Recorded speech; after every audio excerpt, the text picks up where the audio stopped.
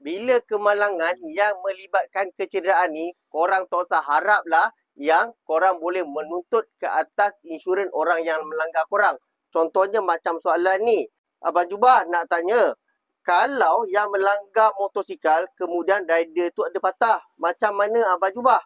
Jawapan dia adalah korang claimlah ke atas insurans kereta korang sendiri. Sebabnya penunggang motor yang telah mengalami kecederaan patah tangan tu, dia akan menuntut pampasan kecederaan ke atas insurans kereta korang. Sebenarnya bukan korang tak boleh claim ke atas insurans motor tu, boleh, tetapi bersyarat. Kalau korang nak tahu apa syarat dia, korang komen dulu untuk part 2. Untuk kes macam ni, bila berlakunya kecederaan, apa yang korang perlu buat adalah korang akan claim dahulu ke atas insurans korang sendiri. Seterusnya nanti penunggang motor yang mengalami kecederaan tu, dia orang akan menuntut ke atas syarikat insurans kereta korang. Walaupun korang rasa benda ni macam tak adil, tapi inilah yang telah ditetapkan oleh Bank Negara.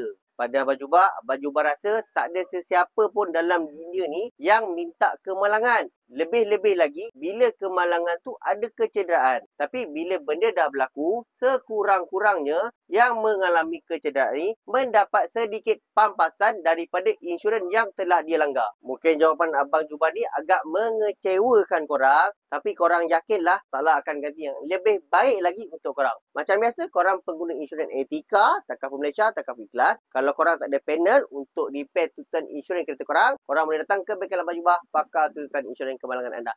Jumpa ke next video. Assalamualaikum.